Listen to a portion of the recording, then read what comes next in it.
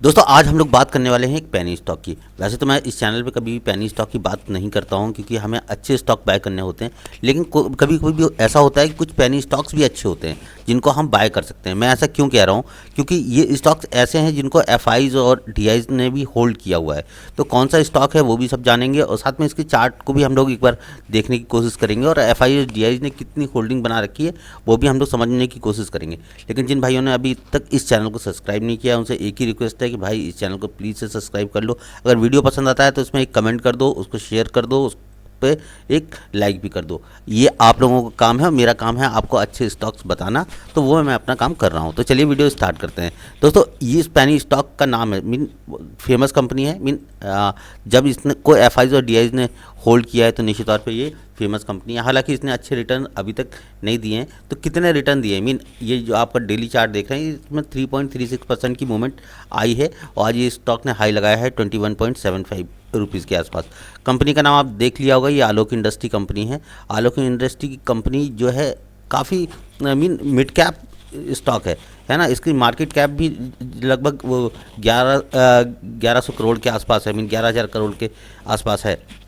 तो अब ये इसको देखना है ना, इसका रिटर्न जो है ना वो अभी तक ठीक नहीं। ये वीकली रिटर्न है, लेकिन एक साल में इसने रिटर्न दिया है 33% का। अब ये ऐसा क्यों हो रहा है वो हम लोग चार्ट पे देखेंगे, लेकिन उससे पहले हम ये लोग देख लेते हैं कि इसके ओवरऑल रिटर्न क्या है और एफआईज और डीआईज ने इसको कितना होल्ड किया है।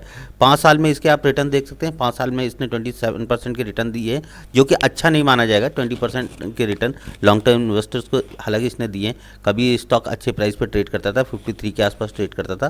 फिर इसने जो लो बनाया है 3 रुपये के आसपास का लो भी बनाया है और अभी ये स्टॉक ट्रेड कर रहा है 27.89 रुपीज़ के आसपास। अब होल्डिंग्स पे आते हैं। यहाँ पे हम लोग होल्डिंग की बात कर लें तो एफआईज डीआईज ने कितना होल्ड किया हुआ है यहाँ पे। एफआईज का आप देख सकते हैं यहाँ पे जो होल्डिंग है एफआईज की, जरा ये म्यूचुअल फंड ने इसने होल्ड किया है। प्रोमोटर्स की होल्डिंग 75% है, ये जो कि अच्छी बात है। अगर प्रोमोटर्स इसको ज़्यादा होल्ड कर रहे हैं, 75% प्रोमोटर्स ने होल्ड किया है, तो ये एक अच्छा साइन होता है किसी स्टॉक के लिए। म्यूचुअल फंड वालों ने भी थोड़ा सा रखा है और एफआईज और डीआईज ने भी इसको होल्ड किया है। रिटेल इन्वेस्टर्स के पास सबसे ज़्यादा है, ये स्टॉक 22% के आसपास अभी ट्रेड कर रहा है। तो अगर हम लोग यहाँ पे एफआईज और डीआईज की डेटा पे जाते हैं, मीन एफआईज ने, अब देखिए एफआईज में होल्डिंग इंक्रीज़ कर रहे हैं। यहाँ पे मीन इन्होंने मार्च में से यहाँ पे इंक्रीज़ किया है 2.16% के आसपास इन्होंने अपनी होल्डिंग बढ़ाई है। अगर अब हम लोग चार्ट की बात कर लेते हैं कि हमें इस पे चार्ट कैसा दिख रहा है। आलोक इंडस्ट्री का चार्ट लॉन्ग टर्म इन्वेस्टिंग के लिए कैसा है, शॉर्ट टर्म इन्वेस्टिंग के लिए कैसा है, स्विंग ट्रेड्स के लिए कैसा है, तो उस पर भी अगर हम लोग बात कर लें तो यहाँ पे आलोक इंडस्ट्री का ये हमने चार्ट खोल के रखा है। आलोक इंडस्ट्री का ये चार्ट है डेली चार्ट। स्टॉक्स को इंडिकेटर बेस्ड ट्रेड करें या वो हमें देखना पड़ेगा। एंट्री और एग्जिट के टाइम पे हम लोग प्लान करेंगे हमें कहाँ एंट्री लेनी, कहाँ एग्जिट लेना है ना। अगर हम लोग इसके वीकली चार्ट की बात कर लें, देखिए वीकली चार्ट में एक ट्रेंड डेवलप हो गया है यहाँ पे। अगर वीकली चार्ट में अगर ये ट्रेंड यहाँ पे डेवलप हुआ है और अभी हाल फिलहाल में एक रेजिस्टेंस फेस कर रहा है ये स्टॉक, लेकिन इस स्टॉक का जो रेजिस्टेंस था जो वो था लगभग 20 रुपीज़ के आसपास का, जो कि इसने ब्रेक किया है। अब स्ट्रॉन्ग कैंडल के साथ ब्रेक किया है। ये कैंडल आप देख सकते हैं कितनी बड़ी इसने कैंडल बनाई है। तो हम ये मान सकते हैं कि कहीं ना कहीं ये स्टॉक चलेगा और इस स्टॉक में आगे की मूवमेंट आएगी। अब हमें इसमें एंट्री मिलेगी वो छोटे टाइम फ्रेम में, मीन 1 आवर के टाइम फ्रेम में या फिर उससे छोटे टाइम फ्रेम में। इस तरह की हम एंट्री इस स्टॉक में प्लान कर सकते हैं। ये स्टॉक कंटिन्यूसली डेली चार्ट पे देखें या 1 आवर के चार्ट पे देखें तो यहाँ पे इसका से सपोर्ट जोन है। सपोर्ट जोन से फिर से ये स्टॉक निकलने लगा है। अगर ये स्टॉक निकलता है 20 रुपीज़ के आसपास, मीन 2180 रुपीज़ के आसपास, तो हाँ इसके जो पहले टारगेट्स हैं 22 रुपीज़ के आसपास के टारगेट हो सकते हैं। हालांकि देखिए मैं किसी भी स्टॉक को खरीदने की राय बिल्कुल भी नहीं दे रहा हूँ कि आप मेरे कहने से खरीदें। आपको अपनी एनालिसिस से खरीदना है, आपको अपना रिस्क मैनेजमेंट फॉलो करना है, वो सारी चीज़ें आपको करनी है।